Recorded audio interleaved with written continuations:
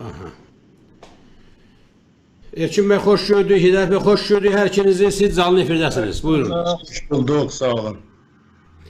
Əvvəl özünüzü zəhmətinizi təqdim edin və nəzərə alaq ki, Erkin Bey, Hidayət Bəyin başqa bir televiziyada bugün çıxışı olacaq bir saatdan sonra öncə sözü verəcək Hidayət Bəyə. Hidayət Bəy yola salacaq, ondan sonra sizlə davam edəcək. Amma çox xahiş edirəm, öncə qıssacana hər ikiniz özünüzü təqdim edin ki, Azərbaycan xalqı sizi tanısın. Bizim tamaşaçılar və vətəndaşlarımız, qardaşlarımızla bağlı nə baş verib hələ də bilmirlər, məlumat qıtlığı var. Buyurun, söz sizdə Hidayət Bəy.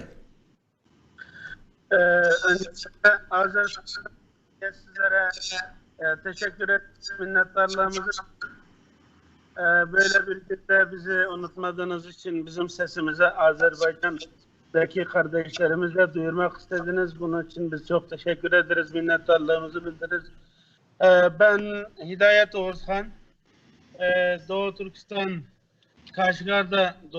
Kaşgar doğumluyum. Şu an Türkiye'de yaşıyorum ailemle. 2002'de Türkiye'ye geldim. Şu an Doğu Türkistan Marif Cemiyeti Başkanıyım. Aynı zamanda Uluslararası Doğu Türkistan STK'lar, Teşkilatlar Birliği Başkanlığını yapıyorum. Bu şekilde tanıtmış olayım kısaca. Çok güzel. Erkin Bey buyurun, söz sizde. Evet, ben adım Erkin, soyadım Emet. Erkin Türkçe'de özgür demek Uygurlarda. Özgürlük olmadığı için bizde Erkin isim çok fazla. Ben de Doğu Türkistan'dan Kaşgar doğumluyum. Ta 90'lı yıllardan itibaren Ankara'da yaşıyorum. Burada yüksek kendim Türkoloğum. Ankara Üniversitesi Dil ve Tarih Coğrafya Fakültesi'nde Çağdaş Türk Lehçeleri ve Edebiyatları bölümünde doçent, doktor olarak Uygur Türkçesi derslerine giriyorum. Aynı zamanda Doğu Türkistan Sivil Toplum Kuruluşlarında da görevim var. Dünya Uygur Kurultayı'nın genel sekreterlik vazifesini de yapıyorum. Çok güzel. Bu tanışıktan sonra vaktimizden gelin güzel söhbətimizə. Hörmətli Hidayət Bəy, söz sizdə. Nə baş verir onun içində? Nəzərə alın ki, Azərbaycan vətəndaşı bu barədə həddən artıq az məlumata malikdir və demək olar ki, məlumat qıtlığı var. Bunun bir günahı bizdədirsə, bir günahı da sizdədir. Uyğur qardaşlarımızdadır ki, zamanında, vaxtında kifayət qədər təbliğat aparmayıblar, məlumat yaymayıblar. Buyurun, söz sizdə. Hocam doğrudur. Bizde de eksiklikler var. İnşallah gidermeye çalışacağız. Malumunuz Doğu Türkistan 1949'dan itibaren Çin esareti içerisinde Çin işgalindedir.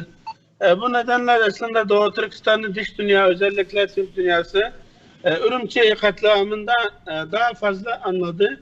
Öyle bir şey var. Orada büyük bir katliam yaşandı. Uygur diye bir topluluk var. Türkiye topluluk diye anladı. Aslında Doğu Türkistan'da sıkıntılar sadece 5 Temmuz 2009'da bağlı değil. 70 senelik esaret zaman zarfı içerisinde Doğu Türkistan'da çok sistematik bir şekilde katliamlar gerçekleşti.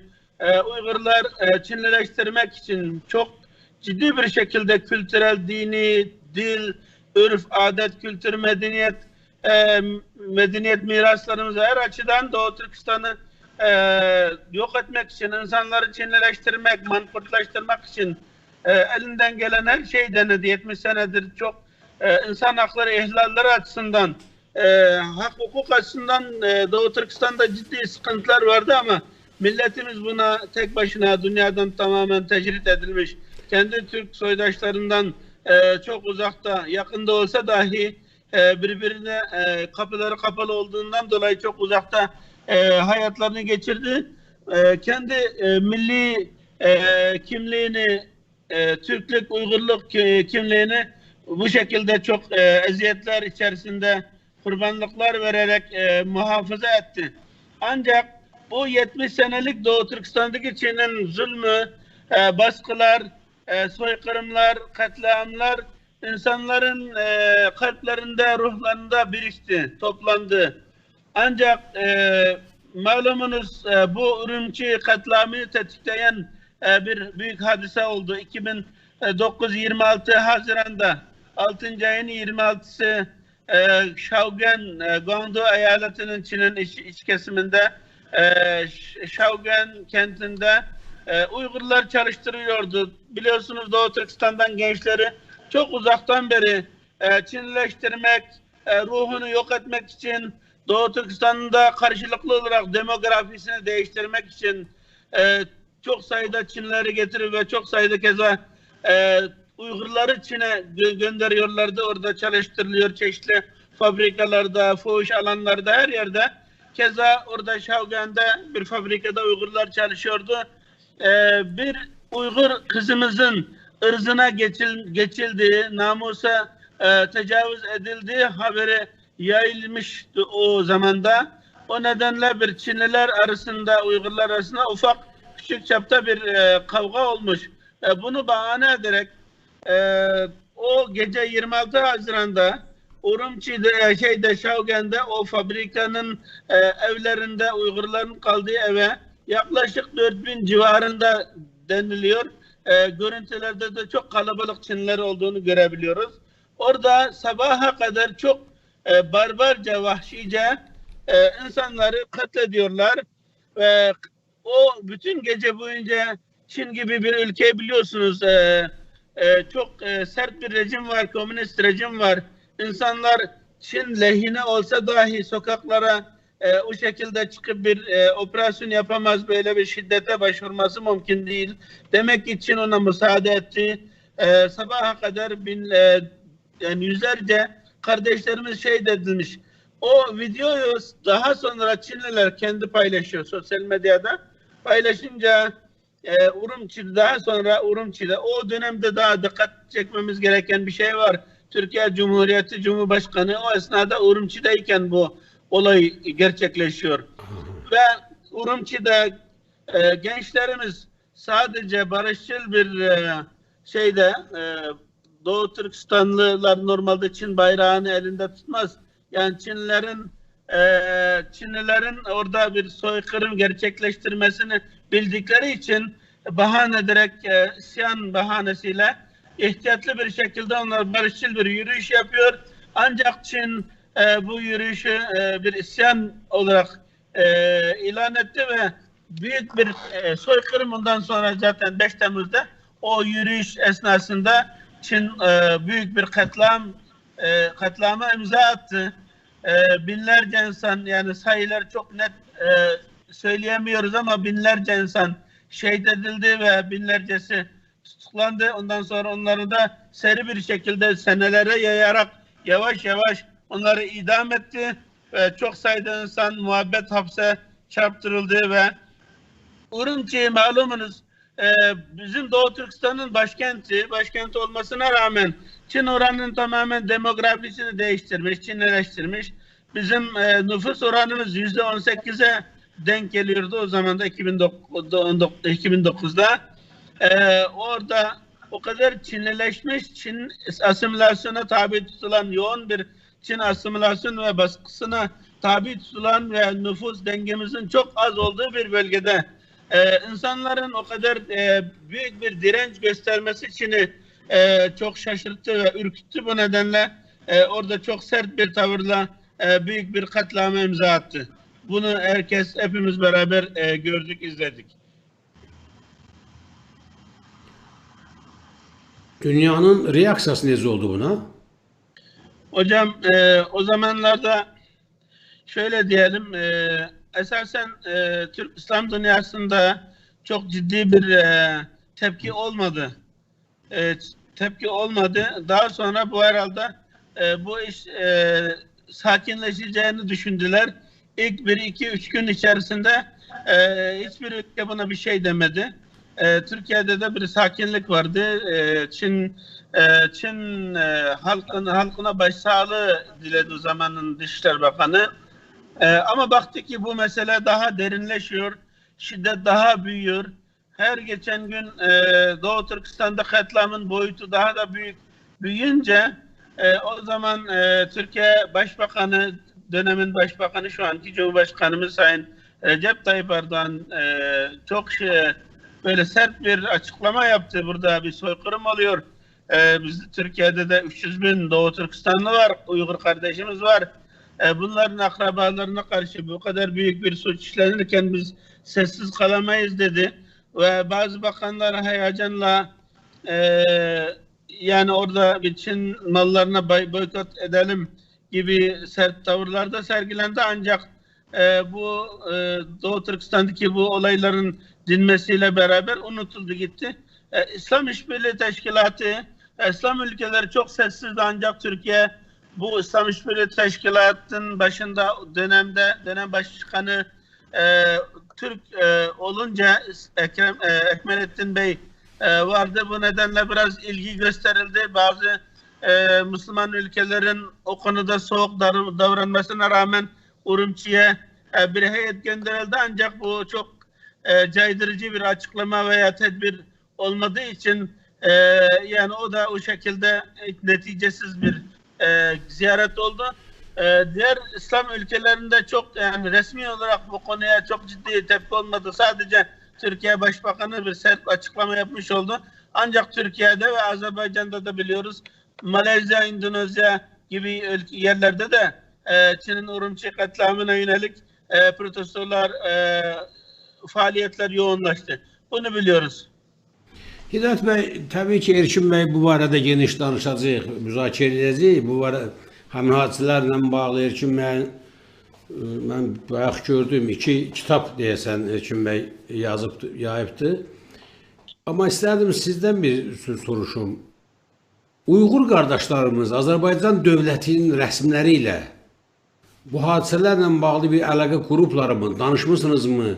Azərbaycan dövləti ilə bağlı bir əlaqələriniz varmı? Azərbaycandan nə kömək diləmisiniz? Kömək olub olmayıb? Bundan sonra Azərbaycan nə edə bilər? Bir xalq olarak ve devlet olarak. Hocam o dönemlerde hatırlıyorum. Azerbaycan'da da bir takım faaliyetler oldu. Halk yani Türk dünyasında sadece Türkiye ve Azerbaycan'da tepki oldu Çin'in Urumçi zulmüne karşı. Dönemde de bana Azerbaycan'dan siyasi partiler ve bazı sivil toplum kuruluşları, STK'lar başkanları bizimle görüştü. Yani orada bir telefon canlı yayınları bağlanma gibi şeyler oldu. Onun dışında maalesef aslında biz Azerbaycan'ı zaten çok seviyoruz. Bizim kültürümüz, dilimiz, medeniyetimiz, bağlarımız çok güçlü. Ancak böyle bir tereddüt var. Biz genel olarak Orta Asya'ya bağladığımız için Çin'le olan özellikle diğer Türkiye Cumhuriyetlerin Çin'le olan ilişkilerinden dolayı herhalde biraz tedirginlik var. Yoksa biz yani Azerbaycan'da ziyaretler gerçekleştirmek istiyoruz. Oradaki kardeşlerimizle kucaklaşmak istiyoruz. Hükümetinden Türkiye'de olduğu gibi hatta Uygur kardeşlerimizin de diasporamızın da Azerbaycan'da diaspora oluşturmak istiyoruz. Orada da böyle hukuk ve kanun çerçevesi içerisinde oradaki kardeşlerimizi ahenk olarak beraber bu davayı da orada tanıtmak ve orada yaşatmak istiyoruz. Onların da manevi desteklerine erişmek istiyoruz. Bu konuda sizlerin aracınızla bu çağrımızı, dileğimizi iletmek istiyoruz. Biz Azerbaycan hükümeti ve halkıyla, teşkilat ve STK'larına da muhabbetimizi, sevgimizi buradan iletmek istiyoruz. Ondan sonra ileride belki mümkün olur diye düşünüyorum. İnşallah belki Erkin Beylerle gitmek isterim ben orada. Azerbaycan'a gidip Doğu Türkistan'ı bol bol üniversitelerde, STK'lara, çeşitli platformlarda anlatmak isteriz. Bu sizin de desteğinizi bekliyoruz bu konuda. Evet, Hidayət bəy, bir şey soruşum. Siz Azərbaycanın problemləri ilə bağlı məlumatınız var mı? Məsəl üçün bizim Qarabağla bağlı, Ermənistanla münasibətlərimizlə bağlı Uyğur qardaşlarımızın nə məlumatları var?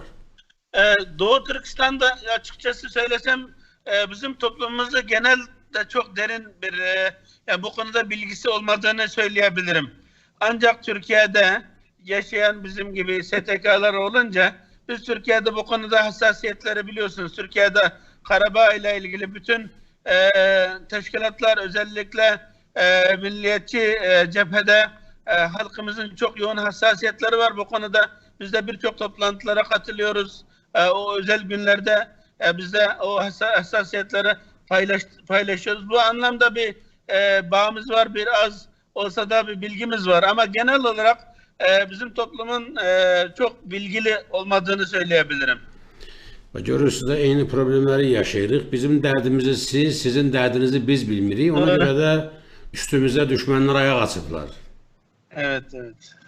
Evet, bir Təşəkkürlər. problem. Təşəkkürlər. Hidayət bəy, sizi mən çox saxlamayayım. Sizin başka bir televizyonda Allah da razı olsun. Çok sevindim. Gerçekten inşallah ileride Azerbaycan'da buluşmak üzere diyorum. Oraya gitmek isteriz. Sizlerle kucaklaşmak isteriz. Tekrar teşekkür ederim. İnşallah program faydalı olmuştur. Sizlere minnettarlığımızı bildiriyorum. Erkin Bey'den kolaylık dilerim inşallah. teşekkürler. Sağ olun. Uğurlar size. Teşekkürler Hidayət bəy. Selamünaleyküm. Sağ olun, sağ olun. Erkin Bey buyurun, söz sizde. Kaldık Kilik'te. Evet, çok teşekkür ederim bugün bizim Türk Estağfurullah. Ben dünyasının teşekkür ederim. tanrı Sabah esası, ayırız. bu Doğu Türkistan meselesini özellikle 5 Temmuz Ürümçi katliamını gündeme getirdiğiniz için şahsınıza ve televizyonuna öncelikle çok çok teşekkür ediyorum. Ben demin de bahsettiniz Karabağ meselesinden, Doğu Türkistanlıların haberi var mı? Bizim Türk dünyasının en büyük problemi birbirimize yabancıyız. Yani birbirimizin probleminden haberimiz yok ya da onu öğrenmek istemiyoruz. Yani ben Türkolog olduğum için kendim üniversite yıllarından itibaren Azerbaycan Türklüğünü bilirim.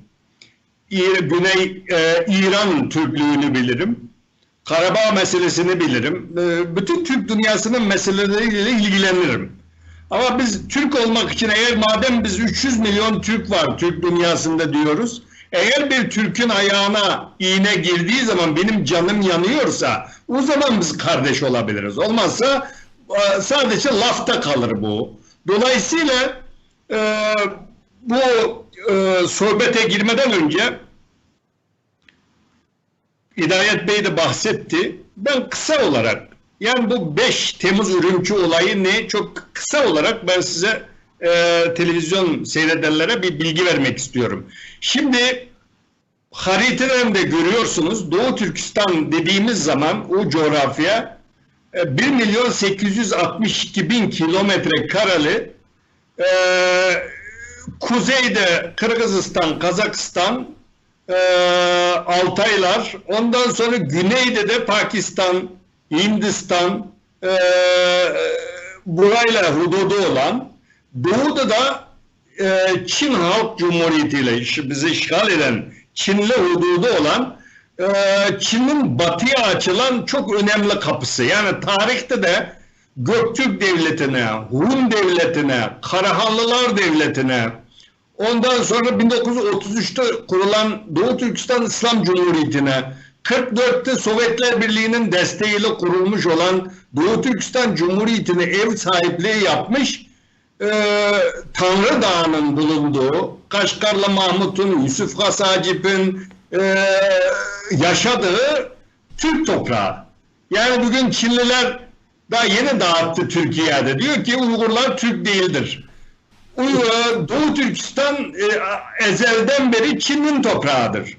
Bunu Türkiye'de siyasetçilere, gazetecilere, herkese daha geçen hafta dağıttı. Uygurlar Yani, Mars'tan mı gelmişler? evet, bu toprağın altı, üstü, her yeri Türk yani. Türk toprağı. Yani burayı Çin kendinin etmek istiyor, acele ediyor. Bir an önce bu toprakları, buradaki insanları Çinlileştireyim, bu toprağı işgal edeyim diyor. Bundan dolayı Çin 1949'da biliyorsunuz Mao'la işte Stalin arası, Sovyetler Birliği arasında bu toprak paylaşıldı. Dış Moğolistan'ın, Kuzey Çin'deki, Mançurya'daki bazı toprakların Rusya'ya kullanılmasıyla bu iki büyük devlet pazarlık çerçevesinde bu kurulmuş devlet, 44'te kurulmuş Doğu Türkistan Cumhuriyeti Çin'e teslim edildi Sovyetler Birliği tarafından. O günden bugüne kadar 70 yıldır Çin'in işgal altında.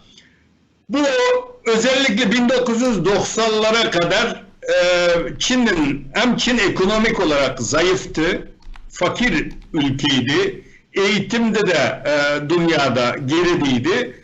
1980'ler 90'lardan sonra Çin yükseldikçe bu bölgedeki politikasını değiştirdi Çin.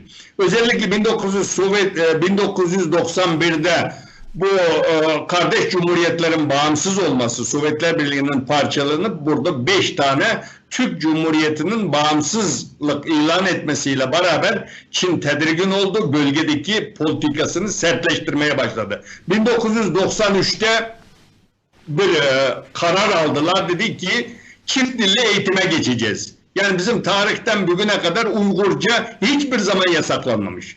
Biliyorsunuz dünyada Türklerin 2 tane büyük edebi dili var. Biri Osmanlıca, biri Çağataycı. Biz Çağataycı dediğimiz işte Ali Şirnavai'lerin şiir yazdığı, işte Mahmut Kaşgarlı Mahmut'un Divan Lugat-ı Türk, Yusuf Hasarcık'ın Kutat Kubilik, o eserlerin yazdığı dilin mirasçılarıyız. Yani Doğu Türkçesi dediğimiz bugünkü işte Uygurlar da Oğuzların bazı işte Türkmenlerin Maktum Kule olsun pek çok yazarlar Çağataycı ile eser yazmış. Biz daha 18-19. yüzyıla kadar bütün Türkistan'daki Türklerin yazı dili Çağataycı. Yani o Arap yazısı Çağataycı ortak dil kullanıyoruz. Şimdi bu Sovyetler Birliği'nin parçalanmasıyla beraber Arap alfabası ama dil Türkçe kullanıyoruz. Evet. Bu 91'den sonra sertleşti Çin. Çin Halk Cumhuriyeti'nin Uygurlara olan tutumu hemen 93'te kararı aldı. Dedi ki çift dilli eğitim olacak. Eskiden biz fizik, matematik, kimya bütün dilleri Uygur Türkçesiyle görüyorduk. Ben üniversiteye kadar orada okudum. Doğu Türkistan'da okudum. Eğitimimi orada aldım. Çince yabancı dil gibi okullarda haftada 6 saat, 7 saat Çince ders görülürdü. Üzr istəyirəm, Doğu Türkistan'da resmi devlet dili Uygurdu yoksa Çin dili? Devlet dili resmi. Devlet dili, Çin Halk Cumhuriyeti'nin devlet dili Çince ama o özel bölge yasası var. 1984'te, daha önce 1955'te kabul edilen özel bölge yasası var. Bu yasada devlet dairelerinin yazıları 2 dilde yazılacak. Biri Çince, biri Uygur Türkçesi.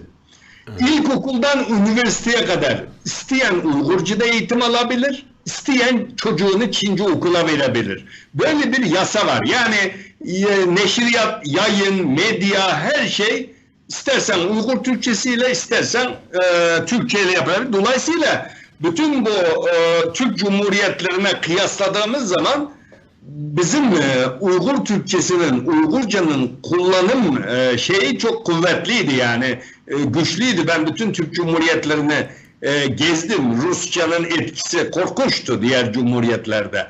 Azerbaycan, Özbekistan da biraz zayıf ama diğer Türk Cumhuriyetlerine baktığınız zaman Rusçanın etkisi çok fazlaydı ama. Kazakistan'da devlet dili Rus diliydi o zaman. Rus diliydi ama bizde böyle bir yasa vardı. Bundan dolayı biz bundan yararlanıyorduk. Bu yasaklar arda Çin bunu sertleştirdi. 2001'de tamamen bu 11 Eylül Amerika Birleşik Devletleri'ndeki ikiz kulenin şey yapmasıyla beraber Amerika Çin'den uluslararası terörizme karşı mücadelede destek istedi. 11. ayda Şangay'da George Bush'la Jiang Zemin, o zamanki Çin Cumhurbaşkanı, orada toplantıda bir araya geldi. Dedi ki Amerika, biz uluslararası terörizme karşı mücadelede Çin'den destek istiyoruz. Çin Halk Cumhuriyeti Cumhurbaşkanı Jiang Zemin o zaman dedi ki bizde de Doğu Türkistan bölücü teröristler var. Biz bunu sen terör listesine alırsan ben seni desteklerim dedi. İlk defa böyle bir Doğu Türkistan diye yer yok, Uygurlar Türk değildir diyen Çin Cumhurbaşkanı ilk defa sıfat olarak terör kelimesini kullansa da Doğu Türkistan kelimesini ilk defa telaffuz etti. Böylece bu Doğu Türkistan meselesi uluslararası platforma 2001'de taşınmış oldu. Taşındıktan sonra 2003'te tamamen dil yasaklandı. Uygur Türkçesi eğitimden kaldırıldı. Şimdi tabii konuşursunuz, sokaklarda konuşursunuz, evde konuşursunuz, ona bir müdahale şimdilik yok. Fakat yavaş yavaş medyadan da kaldırılmaya çalışıyor. Okullarda, ilkokul, ortaokul, lise, üniversitelerde bütün dersler Çince. Zorlu asimiliyasiya başlayıp da. Evet, bu nasıl gelindi 5 Temmuz olayına dediğim zaman bunlar 2008'de olimpiyata bahane ederek dini ibadet yasaklandı. Yani eskiden aynı Türkiye'de olduğu gibi bizde de evlendiğiniz zaman önce devlet cüzdanını verir, sonra imam nikah kılar. Ölüler İslami usula göre çocuğa ad koyma, bütün ritüeller İslami şekilde yapılırdı. Oruç tutulurdu Ramazanlarda falan. 2008'den itibaren bu da yasaklandı. Ondan sonra 84'ten Ümit Bey, onu ne bahaneyle, hangi bahaneyle yasakladılar böyle? bunlar bu 11 Eylül'den sonra Amerika Birleşik Devletleri'nin bu İslamik terör diye bu ikiz kula vurulduktan sonra dünyada böyle bir rüzgar çıktı ya, bunu bahane ederek bunlar da radikal İslamcı, bunlar da işte şey diye böyle bir yaptalamayla, yani suçlamayla Çin'in aslında bu politikası var. Eskiden beri bir asimilasyon politikası var ama bunu sertleştirmek için böyle bir bahane uydurdular. Sonra din adamları içeriye atıldı, okullar kapatıldı. Eskiden biraz işte kurslar biraz serbestti, kurslar kapatıldı. Böylece Çin'in bu politikası sertleşti. Sertleşince 84'ten itibaren zaten kürtaj yasak. Kürtaj yapılıyor. Özür dilerim, ben bir şeyi anlamadım Erkin Bey. Bu qoşa güllelerin vurulmasıyla Uygur halkının ne alakası olabilirdi şey? Nasıl böyle bağladılar? O çok kolay bağlarlar. Mesela bugün Suriye'deki olay var. Suriye'de bir DAEŞ meselesi var. Yani Suriye'de iç savaş devam ediyor. Şimdi Uygurları Suriye'dekiyle ilintilendirerek orada 3 milyon adam kampta. Benim akrabalarım kampta. Benim akrabalarım hep bir radikal İslam'la, işte bir tarikatla ya da bir örgütle ilişkisi yok. Ama deməli etnik kimlik yok. Dini kimlik üzerinden saldırırlar böyle. Müslümansa da deməli terörsüzler. Tabii hem etnik hem de dini, bu iki kimliğe müdahale ediyor şimdi. Şimdi diyor ki sen Türk değilsin diyor. Türkçe konuşmayacağım diyor. Sen Göktürk Devleti döneminde Orhun Yenisey Vadisi'nde kurulan Türk Devleti'ne köle olarak giden Çinliler Türk kültüründen etkilenmişsiniz. Onun için siz Uygurcu konuşuyorsunuz diyor. Onun için siz Türk değilsiniz. Çin'den dönmezsiniz. Değil, kendinize gelin. Benim Çinli'ye benzeyen bir tarafım yok yani. Ben Türk'üm yani. Bu antropolojiya var da, bu beyin kafa kuruluşuyla da alimler bilirler ki kim hansı halkın... Şimdi Çin Halk Cumhuriyeti dediğimiz zaman bütün dünyanın gözünde bir yükselen güç, 1,5 milyar nüfusu var. Dünyanın ikinci ekonomisi olarak büyük bir devlet geliyor. Ama bugün halkına uyguladığı bu politika büyük devlet yapacak bir şey değil bu. Çok ilkel, çok iptidai bir politika devam ediyor. Bugün evlere erkekler yerleştiriyor. Çinli kadınların kocasını götürüyor kampa. Ve bu fotoğraflar sosyal medyada her yerde dağılıyor. İnsanlar bana soruyor, gerçek mi hoca bunlar diye. Ben bu radyonuz, televizyonunuz aracılığıyla da söylüyorum. Sosyal medyada dağılan bilgilerin %99'u gerçektir. Yani bu bugün Çin'in uyguladığı politika. Ondan sonra işte o 2000'lerden itibaren Çin dediler ki bu Uygurları asimile edemedi. Asırlardır bizi asimile etmeye çalışıyor. Sen Türk değilsin, sen Çinlisin, sen işte Müslüman değilsin dedikçe bu milli kimliğe sarılıyor Uygurlar. Bu ters tepiyor Çin'in bu politikası.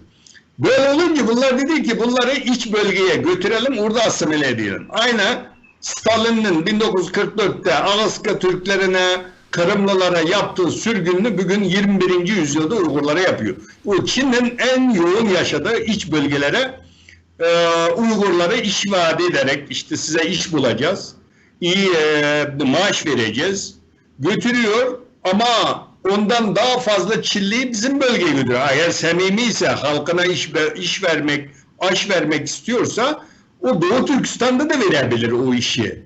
Ama onun amacı o değil. Onun amacı bunları Çinlileştirmek. Yani Çinli gibi yaşayacaksın diyor. Böylece gençleri oraya götürüyor. Şimdi bir millet, yani Ben siz istəyirəm, çox maraqlıdır mənim üçün. Da tutaq ki, mən bir Uyğur olaraq dedim ki, mən Çinli kimi yaşayıram. Yəni Çinli kimi yaşamaq nə demək yəni? Nasıl yaşamalıyım? Çilli gibi yaşamak demek, Çince konuşacaksınız. Dilinizi unutacaksınız. Ondan sonra bir Çilli ile evleneceksiniz. Çocuğunuz Uygur ben demeyecek. Yani Çilli olacak. Şimdi mecburi evlendiriyor zaten. Ondan sonra domuz eti yiyeceksiniz. Camiye gitmeyeceksiniz. Eğer vefat ederseniz cesediniz yakılacak, aynı Çilli gibi o fırına verilecek. Yani İslami usule göre gömülmeyeceksiniz. Yani kimliğiniz olmayacak. Yani böyle bir millet olmayacak yani. Siz Çilli gibi yaşamak istediğiniz zaman siz kimliğinizden, dininizden, her şeyinizden vazgeçeceksiniz. Böyle bir şey olur mu? Saçmalık var. Bir adi bir dəlilikdir bu. Mən nədən istəyim ki, başqa bir millət mənimki kimi olsun? Nədən? Allah onu öyle yaradı, bəni böyle yaradı. Tabii ki. Niyyətləri nə? Mənim üçün mən istəyirəm ki, tamaşaçılarımız anlasınlar. Tabii. Çinin məqsədi nə? Götdük 25-30 milyon Uyğuru, döndük, dedik ki biz Çinliyik. Biz Çinli deyil ya, mən Türk'üm. Evet. Mənim zatım, köküm, qanım, damarda qanım Türk qanıdır. Mən deməklə mən Çinliyəm, mən Çin millətiyəm. Nə dəyişəcək bu dünyada? Şimdi bu sorunuz çok önemli. Çok önemli bir soru sordunuz. Neden Çin bunu yapıyor? Bu çok önemli bir soru. Herkes soruyor. Şimdi şu haritaya baktığınız zaman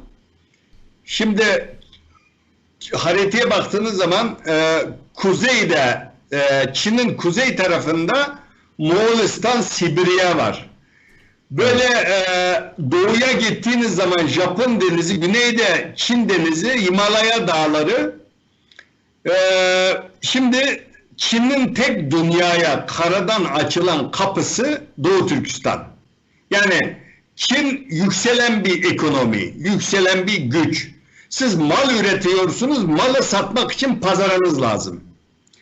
Dolayısıyla Çin Cumhurbaşkanı 2013 yılında Kazakistan'ın başkenti Astana'da Nursultan Nazarbayev'le beraber bu bir kuşak bir yol projesini ortaya koydu. Dedi ki ben dedi bir tren yolu yapacağım. Ta Çin'den başlayacak o tarihteki Türklerin İpek yolu gibi. Meşhur İpek yolu. Azerbaycan'dan da keser. Azerbaycan'dan geçiyor, Gürcistan'dan geçiyor, Kars üzerinden, Türkiye üzerinden, Türk Cumhuriyetlerinin hepsinden geçiyor. Ta Londra'ya kadar uzanan bir yol.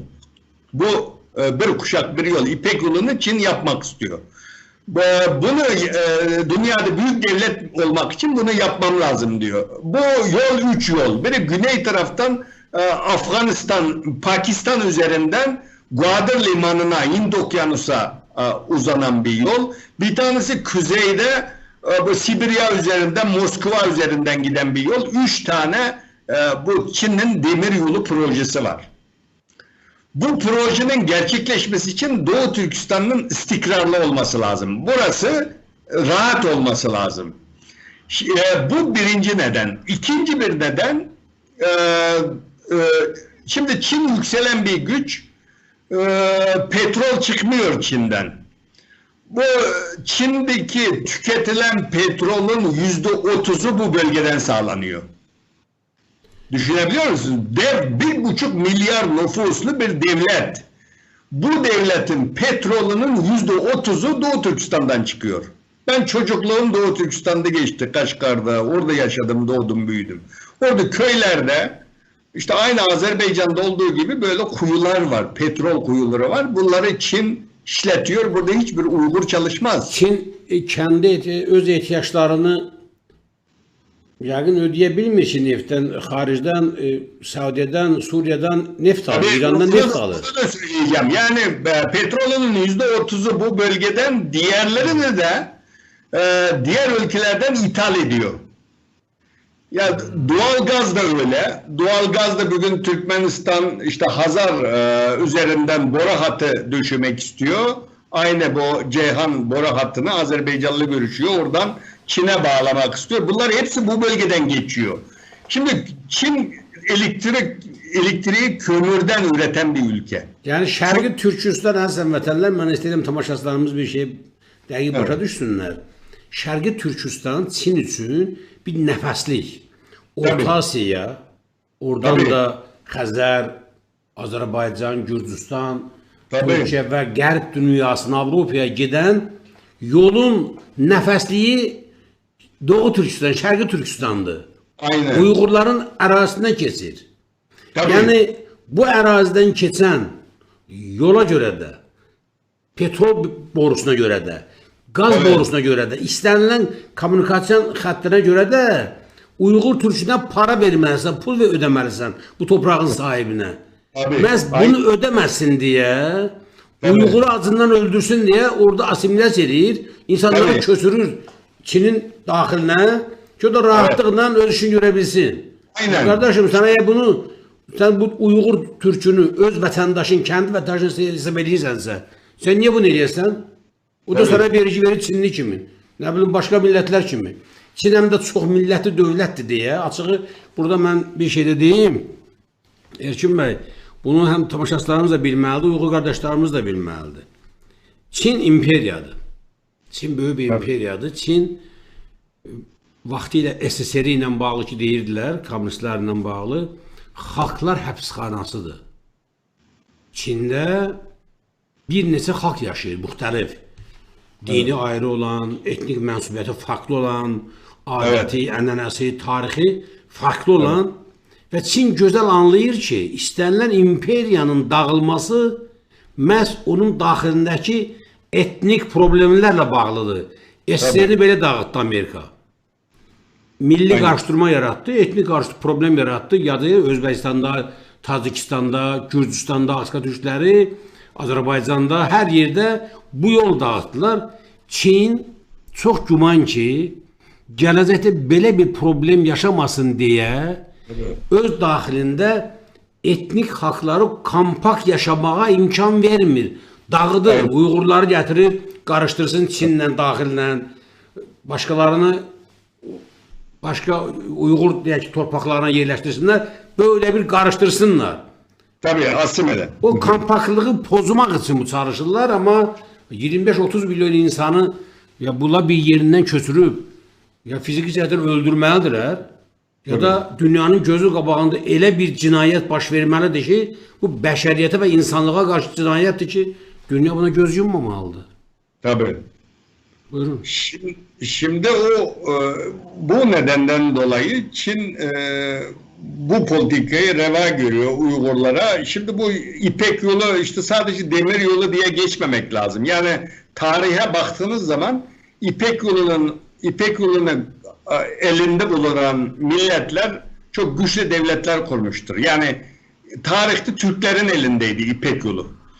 Dolayısıyla o 840'ta Turfan'da kurulan o Uygur devleti, İdukut devleti, biri yakında bu bir tez yapıldı.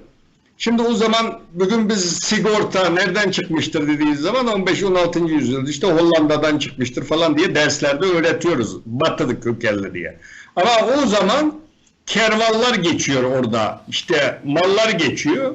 Kaygısızname diye bir kağıt veriyor kervan sahibine. Evet. Bu ülkeden kervanınız geçinceye kadar malınız zarar görürse devlet ödüyor. Yani bu İpek yolu üzerindeki devletlerde işte borç, senet, bankacılık, ondan sonra sigorta, bu tip şeyler Ta O 8-9 diriliş, özür dilerim, diriliş Ertuğrul'da da bu var. Bu faktlar var. Evet. Karvanlara, tacirlere demək, sığorta təminatı verirlər ki, eğer quldurlar malınızı alsalar biz ödeyeceğiz. Tabii. Yani burada benim demek istediğim yani İpek yolu demek para demek. Yani burada ekonominizi güçlendirmek için bu yola sahip olmanız lazım. Bunun için büyük devlet, Çin hegemonyası kurmak için gelecekte Amerika'nın yerine geçeceğim. Amerika'nın yerine geçmek için dünyada böyle bir hegemonya kurmam lazım diyor ama kendi halkına böyle muamele eden, kendi vatandaşını böyle yapan bir devlet nasıl bir süper devlet olur o da tartışılır. Süper bir devlet olandan sonra da kendi halkına yaptığını başkalarına da yapacak da. Aynen. Ona göre de bence Çin'in bu arzusunu gözünde koymak imkanımız var. O İpek yolu çok büyük bir hissəsi bilirsiniz ki, Türk torpaqlarından keçir.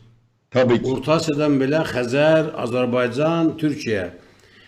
Məncə istər Türkiyə olsun, Azərbaycan olsun, Türkmenistan olsun, başqa Türk dövlətləri olsun, o başçılar hamısı bir yerə yığışıb mütləq Çinlə bu məsələni danışmalıdırlar. Çinə Evet. təzyiq edilməlidir və Çin o İpək yolunun bərpası ilk növbədə Uyğurlara qarşı insani münasibətlərlə şərtləşdirilməlidir. Bağlantı olmalıdır. Sən Uyğurları şərait yaradacaqsan, bu assimilasiya politikasından imtina edəcəksən, vəhşiliyə son qoyacaqsan, ondan sonra İpək yolu bərpa ola bilər və sən iqtisadi kanallarla dünyaya çıxa bilərsən. Böyle bir təzyiqin yapılması lazım. Bu mümkün. Çin ne kadar büyük olursa olsun, Çin dünya değil. Tabii. Dünya değil ve bu dünyada Türk'ün de özünü məxsus çok möhkəm bir sözü var, mövqeyi var. Allah Teala bize bir coğrafi, geosiyasi üstünlük verib həm də. Evet. Bundan bence yararlanmalıyıq. Düzgün eğer ilişkiler kursaq, politikamızı düzgün əvvəlcədən uzlaştırsaq, nəticə əldə edəcəyik. Ona görə də mən Erkin bəy tez-tez qonaqlarımdan soruşuram ki, Uyğur qardaşlarımdan, siz Azərbaycanın problemlərini bilirsiniz, Qarabağ dərdimizi. Evet. Təbii ki, bir çoxları adını eşitməmişik. Qarabağ nə Qarabağ? Aynen. Bilmirlər. Təbii ki, bunun günahı bizdədir.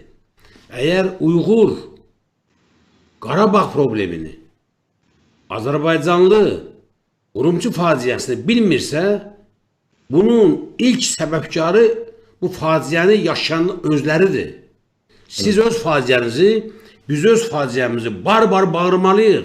İlk növbədə qardaşlarımıza, soydaşlarımıza, dindaşlarımıza, ondan sonra başqa dünyaya.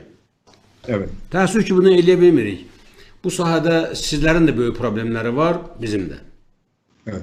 Şimdi medya teknoloji gelişti. Artık benim en sevindiğim şey eskiden böyle mesela ben bir hangi yılda şeye gittim işte Doğu Türkistan'a gittim. Karabağ'a gösteren bir haber koyuyor. Köyde ben kasabadayım. Köylüler Karabağ'ın ne olduğunu bilmez. Diyor ki ya bizim gibi konuşuyorlar diyor. Uygur mu onlar diyor. Yani Karabağ'daki bir kişiyle röportaj yapmış. Bir Azerbaycan Türk'ü, Azerbaycan Türkçesi böyle Doğu Türkçesiyle Batı Türkçesinin kesiştiği bir Türkçe. Dolayısıyla hem benim lehçemin unsurları var, hem Türkiye Türkçesinin unsurları var. Çok çok güzel bir lehçe yani Azerbaycan Türkçesi. Dolayısıyla orada öyle dedi, ben şaşırdım, anlattım böyle. Yani bizim tabii orada kapalı bir devletiz. Biz esiriz yani biz hapiste yaşıyoruz Uygurlar. Öyle olmasına rağmen son yıllarda işte Azerbaycan'la da ciddi ticari ilişki vardı. Oradan gidiyordu, alışveriş yapıyordu, bizimkiler geliyordu. Bu gidişat güzeldi. Yani Türkiye'yle de ciddi bir kaynaşma vardı. Bugün bir dizi çıkıyor Türkiye'de. Ertesi gün o dizi Uygur Türkçesi seslendirerek orada koyuluyordu. Bazı sanatçıların atları Polat Alemdar gibi giyineceğiz diye herkes takım elbise giyerdi. Böyle bir kaynaşma vardı. Yani ben İran Türklerinde de görüyorum. Yani Güney Azerbaycanlı Türk kardeşlerimizle de konuşuyorum. Aynı duygudayız. Biz öğrenci yıllarımızda hep Türkiye'ye bakardık. Barış Manço dillerdik. Yani Türkiye hayranıydık. İşte Türkiye'ni duymak bizim için en büyük bahtiyar, mutluluktu. Yani biz Türklük aynı duygulardayız ama birbirimizi habersiz, yani bir haberiz. Yani burada siyasilerin de suçu var, medyanın da suçu var, ziyalıların da suçu var. Yani medyayı artık sizin gibi böyle medyalar çoğalıyor, internet, içtimai, sosyal şebekeler, bunlar yavaş yavaş birbirimizi daha iyi anlamaya başladık. Ben seviniyorum. Yani Azerbaycan'dan, İran'dan, Güney Azerbaycan'daki bizle ilgili gösteriler yapıldı. Bakü'de Çin Büyükelçiliği'nin önünde bir grup Azerbaycan Türk'ü gösteri yaptı. Bunlar çok güzel şeyler bunlar. Bunların çoğalması lazım. Yani İnşallah çoğalacak. Demin Hidayet Bey'le de konuştunuz. Ben Azerbaycan'a gittim. Siyasetçilerle görüştüm. Muhalefet partinin liderlerinin hepsiyle görüştüm. Hatta şimdi de bazı milletvekilleriyle burada böyle şeyler oluyor.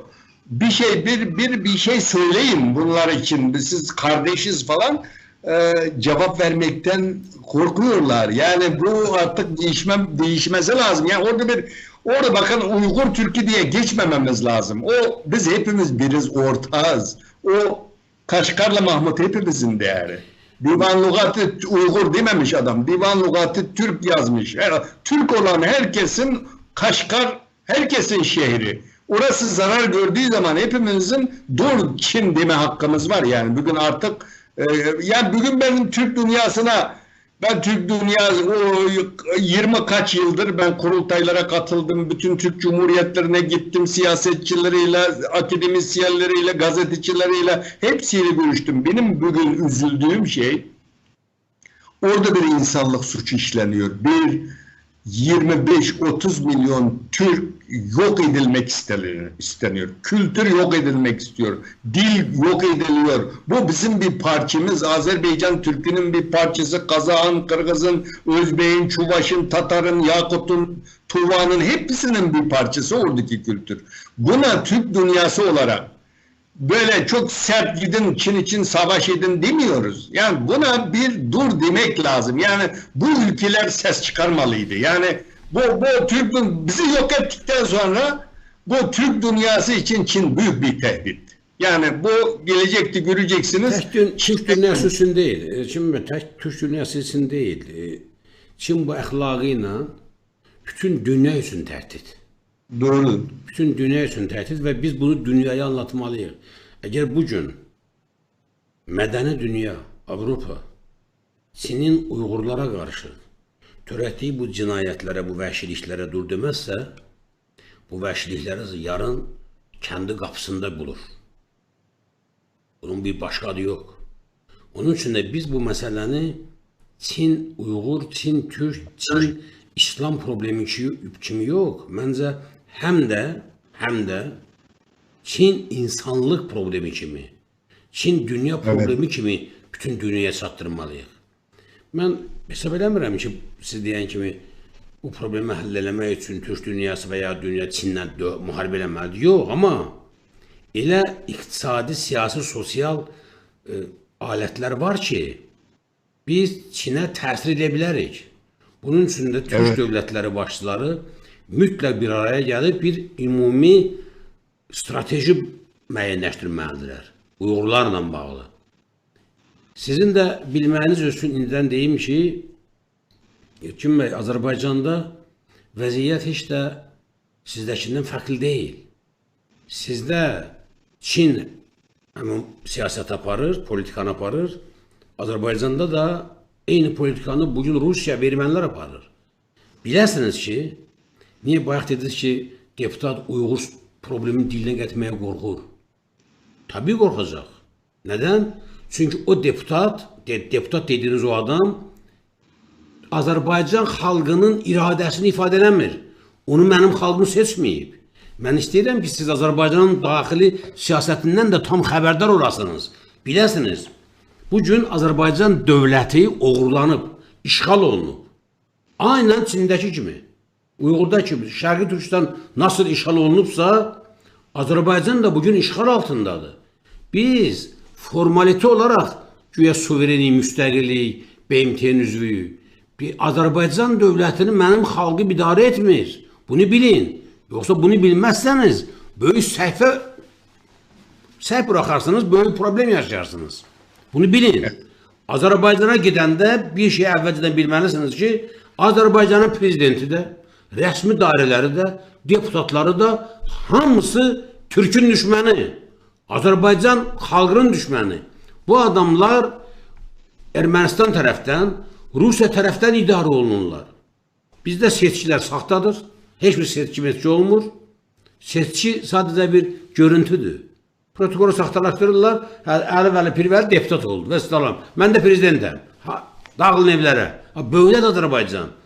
İndi biz Azərbaycanın özünü bu düşmənlərdən xilas etmək üçün çalışırıq. İnanın mənə, Azərbaycan həqiqətən də Azərbaycan xalqının iradəsinə söykənən hakimiyyəti quran kimi Türkiyə ilə, Orta Asiya dövlətləri ilə, Türk dövlətləri ilə əlaqə verib mütləq və mütləq Çinə bu təsir göstərəcək.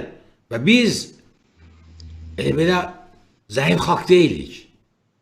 Güc sayda deyil, bilirsiniz. Evet. Güc sayda deyil. Güc sayda olsaydı dünya qarışqalar, dünyaya bu fareler sahiplik eləyərdilər, idarə eləyərdilər. Boş şeydi, say çoxluğu boş şeydi. Ona görə bir Türkçünün ruhu birləşməlidir.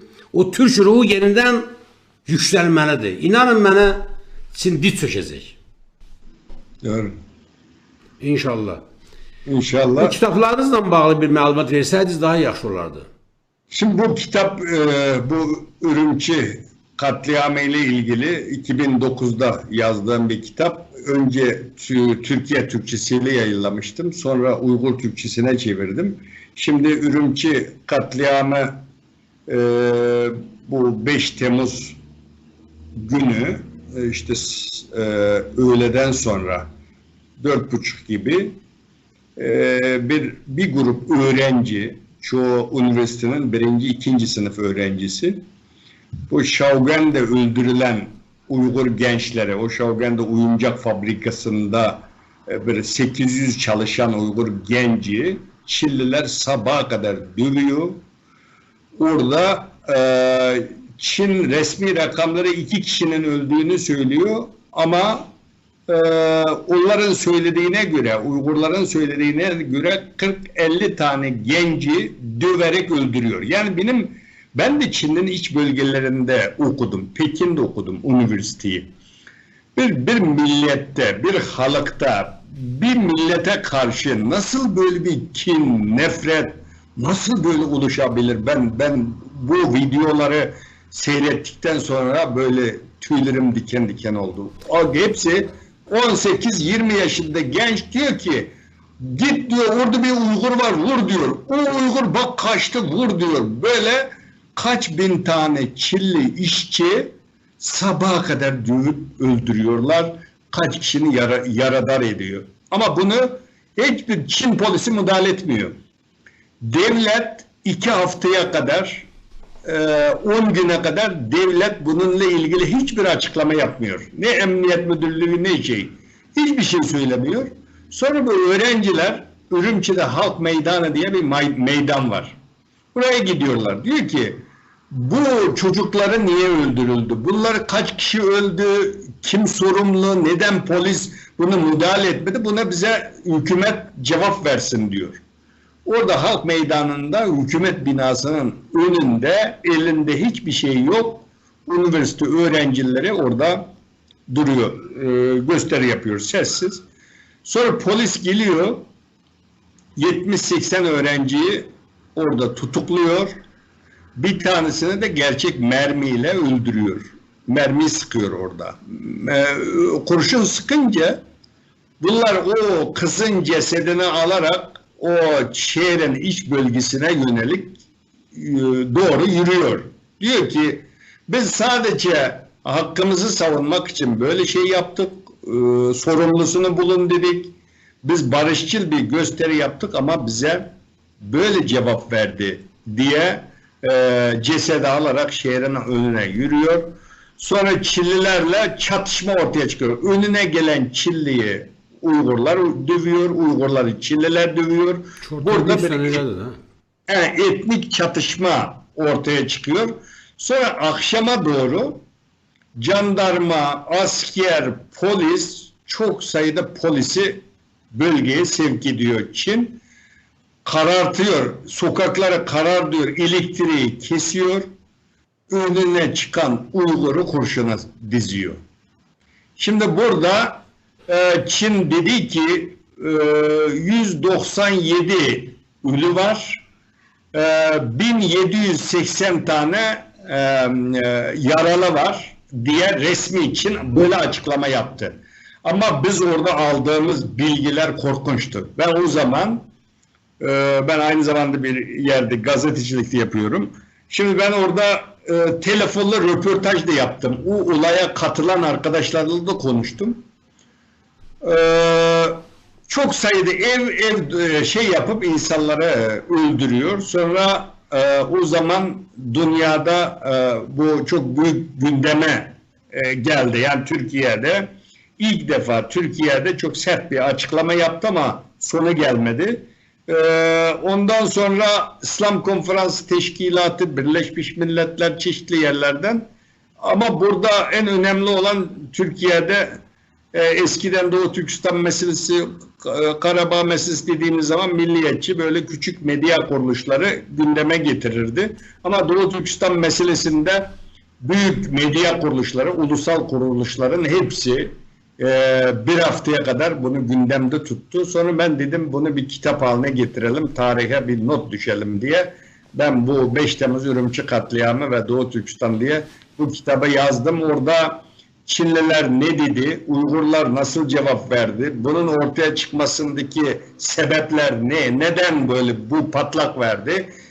Bu olayları hem tarihsel açıdan hem sosyoekonomik nedenleri, bunların hepsini bu kitabımda anlatmaya çalıştım. Bu kitabın bence Azerbaycan Türkçəsine de tercüme ettirip yazsaz yaxşı olur bu. Çok vacibdir, bunu etmək lazımdır. Hem Qarabağla bağlı Azərbaycanın problemlərini Uyğur ləhcəsinə, Uyğur Türkçəsi deyək də belə, eləcə də Uyğur problemlərini Azərbaycan Türkçəsində mütləq çap materiallarını yaymaq lazımdır. İndi biz burada söz dedik, konuşduq, getdi, baxan baxdı, baxmayan baxmayacaq. Amma kitab şəklində olması, yazılı formada olması gələcək tarix üçün də, indiki nəsillər üçün də çox vacibdir. Bizim en büyük problemimiz təbliğatda geri qalmağımızdır. Doğru. Bunu da aradan kaldırmalıyıq. Teşekkürler. Başka ne diyeceğiniz var? Buyurun. Başka son olarak işte bugün 5 Temmuz Ürümçi katliamının 11 yıl geçmiş. 11 yıl geçmiş. Ama oradaki acı gittikçe artarak devam ediyor. Bu Ürümçi katliamının da daha sonra araştırmamızda devletin buna göz yumarak, bunu mesela o kadar güçlü bir devlet, polisi var, istihbaratı var, her şey var. Böyle bir devlet bunu böyle kurşun sıkmadan da o meydanını ablaka altına alarak çeşitli şekilde bunu şey yapabilirdi, sonuçlandırabilirdi, ama devletin amacı buradaki Türklere soykırımı yapmak olduğu için bu Ürümçi katliamından sonra bugün gelinen nokta gittikçe oradaki olayın bir soykırım olduğu dünya tarafından gerçekten tescil edilmiş durumda. 16 Haziran'da bu Amerika Temsilciler Meclisi ve Kongre'den onaylanan bu Uygur İnsan Hakları yasası Trump'ın imzasıyla kabul edildi. Demek bunun önemi, yani burada bir soykırımının olduğu bütün dünya tarafından tescil edildi. Çin bizim iç meselesimiz diyen bir mesele bugün bir uluslararası meseleye dönüştü. Bugün insan hakları evrenseldir. Dolayısıyla benim buradan çağrım, Azerbaycan'daki Türk kardeşlerimizin, ben oralara gezdim, ziyalilerle sohbetlerim oldu. Azerbaycanlılar çok okuyan adam çok. Bizi biliyorlar. Dolayısıyla ben sevindim. Çoğu aydın, ziyalilerin çoğu biliyor. Dolayısıyla benim çağrım bu meseleyle ilgilenin. Sosyal medyada çeşitli şeylerde anlatmaya çalışın. Oradaki hepimiz biriz, bir milletiz. Doğu Türkistanlılara sahip çıkın diyeceğim. Bu meseleye ilgilenin. Orada bir kardeşleriniz yok edilmeye çalışılıyor. Teşekkür ederim. Teşekkür ederim. Biz Urumçi'de 11 il bundan qabaq qətl edilən qardaşlarımız Allah Teala'dan bir daha rəhmət diləyək. Allah zalimlara imkan verməsin. İnşallah Amin. Allah birliğimizi gücləndirsin. Tezliklə bu bəladan əllə verib xilas olaq. Təşəkkür edirəm Erkin bəy. Minnətdaram sizə vaxt ayırdınız, şərəf verdiniz.